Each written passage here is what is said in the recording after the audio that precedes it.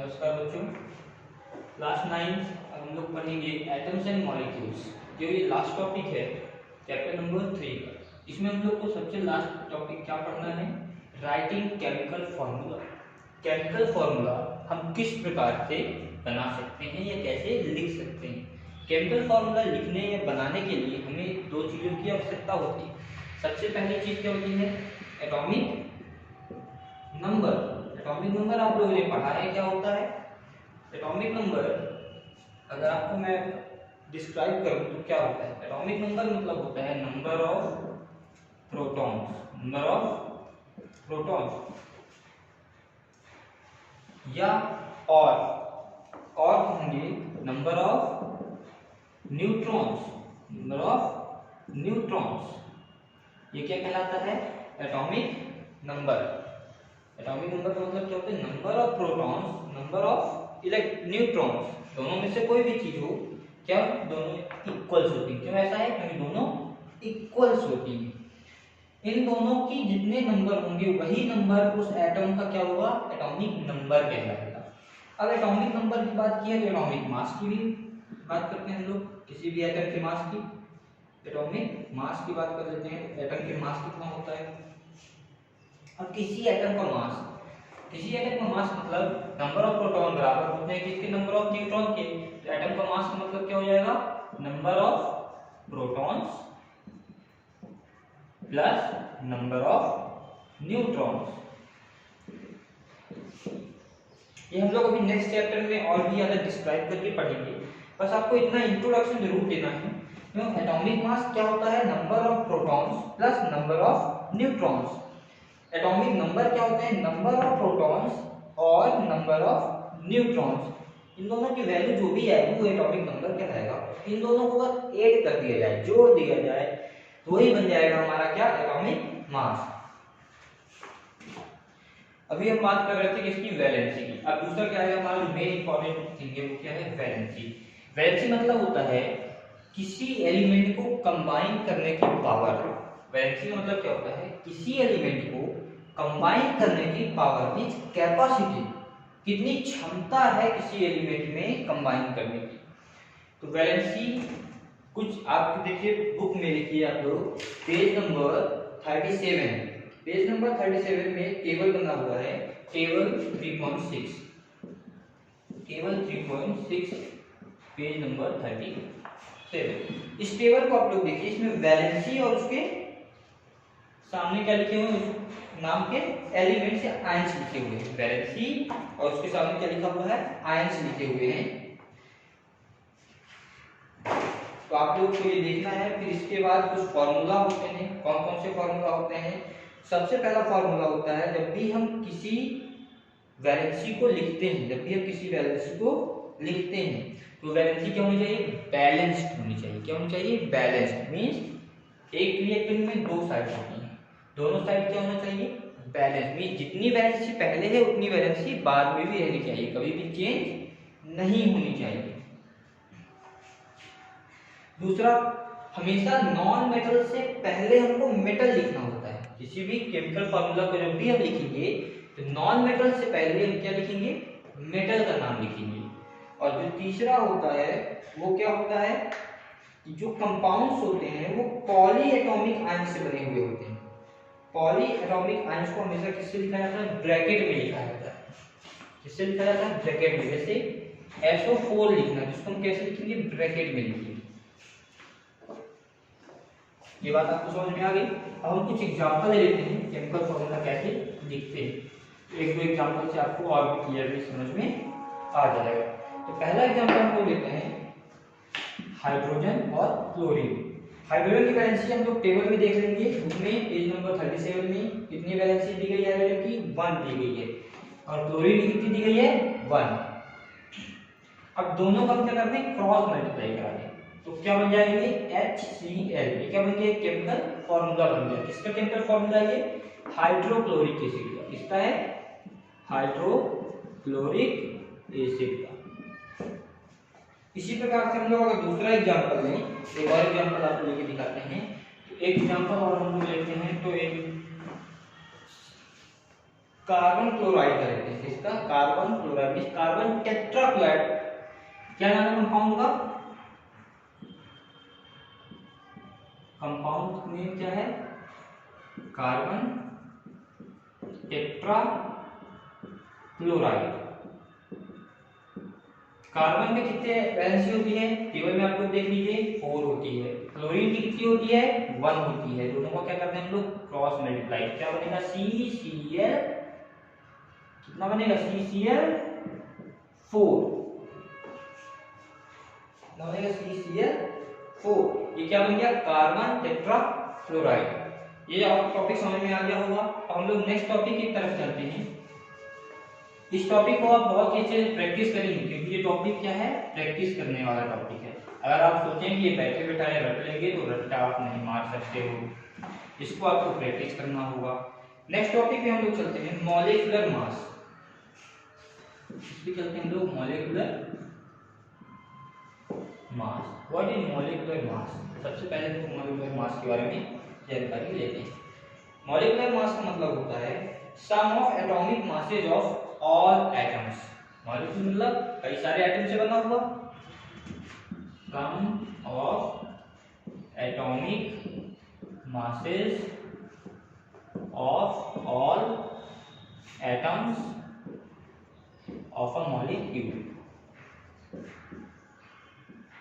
एक मॉलिक्यूल कई सारे एटम से बना हुआ होता है। जितने एटम से वो बना हुआ है उन सभी एटम्स का एटॉमिक मास का सम क्या कहलाएगा? मॉलिक्यूलर मास कहलाएगा। अब इसको हम लोग रिप्रेजेंट किससे कहते हैं? इसको जब हम लोग रिप्रेजेंट करते हैं तो इसको रिप्रेजेंट किया जाता है किससे? एटॉमिक मास यूनिट से। किससे रिप्रेजेंट किया जाता है? Atomic mass unit. सिंबल क्या है? U। क्या सिंबल है? U। अब हम लोग इसके बाद क्या बात करेंगे? Formula unit mass. Formula unit mass ज्यादा फर्क नहीं है दोनों में। मॉलिक्यूलर एटॉमिक मास और फॉर्मूला एटॉमिक मास को सेम तरीके से कैलकुलेट किया जाता है। मॉलिक्यूलर एटॉमिक मास और फॉर्मूला एटॉमिक मास को क्या किया जाता है? सेम तरीके से एटॉमिक सेम तरीके से क्या किया जाता है? दोनों को मॉलिक्यूलर और फॉर्मूला एटॉमिक मास को कैलकुलेट किया जाता है। इसमें भी क्या होता है? Sum of all atoms atomic masses in a chemical equation. अब इसमें क्या बात आ गई? केमिकल इक्वेशन की बात आ गई। किसकी बात आ गई यहाँ पे? केमिकल इक्वेशन में जितने एटम्स होंगे, केमिकल इक्वेशन में जितने एटम्स होंगे उन सभी के एटॉमिक मास का सम क्या कहलाएगा? Formula atomic mass. Formula atomic mass और मॉलिक्यूलर एटॉमिक मास सेम तरीके से निकाला जाता है। इन दोनों में बहुत ज्यादा फर्क नहीं होता है। इसे कुछ एग्जांपल्स भी आपको मैं बताता हूँ कैसे निकालते हैं। हम लोग बात करते हैं जैसे H2O। किसी ने कहा कि H2O का मॉलिक्यूलर मास आप निकालो। H2O का पहले हम लोग निकालेंगे atomic mass of H। Atomic mass H कितना हो जाएगा? आप सभी लोग बताएंगे। तो एटॉमिक मास H का कितना होता है? 1U। एटॉमिक मास मतलब number of proton plus number of neutron, यही होता है एटॉमिक मास। तो कितना हो जाएगा? 1U। एटॉमिक मास हाइड्रोजन का होता है। एक हाइड्रोजन की बात कर रहे हैं। कितना एटॉमिक मास होता है हाइड्रोजन का? 1U। क्या हाइड्रोजन का एटॉमिक मास कितना हो गया? 1U। और ऑक्सीजन का एटॉमिक मास कितना होता है? 16U। कितना होता है? 16U। कैसे होता है 16U? ऑक्सीजन में कितने एटम्स होते हैं? एटॉमिक नंबर कितना होता है? एक, मतलब एक नंबर एटॉमिक नंबर कितना होता है? एक। किसका? ऑक्सीजन का। एक एटॉमिक नंबर मतलब नंबर ऑफ प्रोटॉन्स कितने हो जाएंगे? एक। और नंबर ऑफ न्यूट्रॉन्स कितने हो जाएंगे? एक। दोनों को प्लस कर दें तो 8 + 8 = कितना हो जाएगा? 16। बात समझ में आ गई? अब मॉलिक्यूलर मास निकालना है। तो मॉलिक्यूलर मास हमने क्या पढ़ा था? Sum of all the atoms atomic mass. कितने एटम है यहाँ पे सम करेंगे तो हाइड्रोजन के 2 एटम है तो 2 into 1 एटॉमिक मास हाइड्रोजन का 1, कितने एटम है 2 प्लस 16, क्या करेंगे 16। अब कितना हो जाएगा इसको जो हम करेंगे 2 प्लस 16 18U। तो वाटर का H2O का एटॉमिक मॉलिक्यूलर मास कितना आएगा 18U आएगा। चलिए अब नेक्स्ट टॉपिक की बात हम लोग करते हैं। नेक्स्ट टॉपिक है आपका मोल कॉन्सेप्ट। क्या है नेक्स्ट टॉपिक आपका मोल कॉन्सेप्ट। मोल कॉन्सेप्ट क्या होता है? मोल कॉन्सेप्ट की अगर हम लोग बात करें तो जो number of particles present in 1 mole of any substance is fix. Number of particles present in 1 mole is fix. किसी एक मोल में जितने भी पार्टिकल्स होते हैं वो क्या होते हैं फिक्स होते हैं। अब यहाँ पार्टिकल्स का मतलब क्या होता है? पार्टिकल्स मतलब एटम्स भी हो सकता है, मॉलिक्यूल्स भी हो सकता है, आइस भी हो सकता है, तीनों चीजें हो सकती हैं। अब जो ये फिक्स बोला जा रहा है तो फिक्स क्या है? Avogadro number. क्या है? Avogadro number. एवोगैड्रो नंबर कितना होता है 6.022 multiply by 10 to the power 23। Avogadro number कितना हो गया 6.022 multiply by 10 to the power 23। ये क्या हो गया एवोगैड्रो नंबर। ये हमेशा फिक्स होता है, ये कभी भी चेंज नहीं होता है। ये हम किसकी बात करें थे अभी? नंबर ऑफ पार्टिकल्स की बात कर रहे थे। अगर मोल कॉन्सेप्ट की बात करें तो नंबर ऑफ पार्टिकल्स अगर 1 मोल पे हम लोग कैलकुलेट करते हैं तो क्या होते हैं फिक्स होते हैं। कितने 6.022 multiply by 10 to the power 23। अगर हम मास की बात करें the mass of 1 mole of a substance is equal to the molecular mass. अब मोल कॉन्सेप्ट की बात कर रहे हैं तो मोल कॉन्सेप्ट किसके through?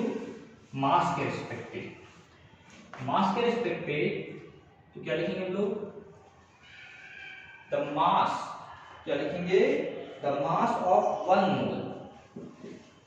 The mass of 1 mole is equal to the mass of 1 mole is equal to the relative atomic और molecular mass in grams. Equal to the molecular mass in grams।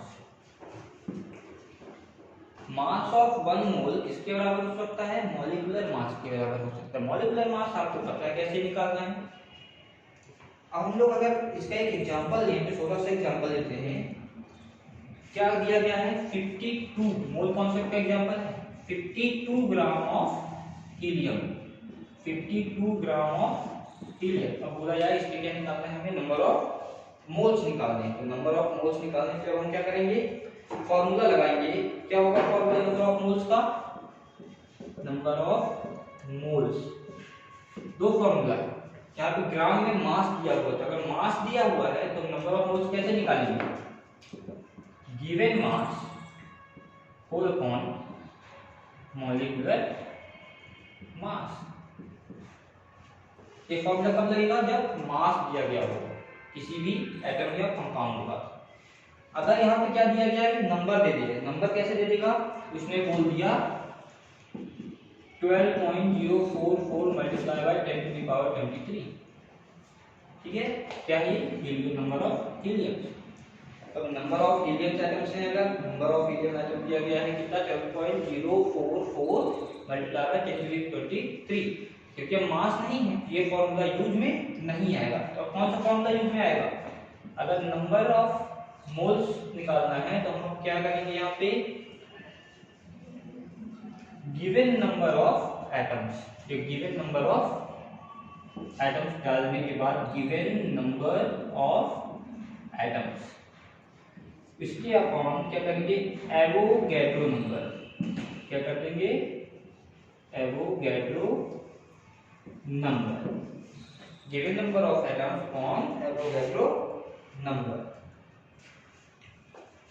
Atoms की यहाँ पे हम लोग particles लिख दें तो ज्यादा अच्छा रहेगा, क्योंकि पार्टिकल्स मॉलिक्यूल्स में भी, मॉलिक्यूल को भी कंसीडर करेगा, आयंस को भी कंसीडर करेगा और एटम्स को भी कंसीडर करेगा।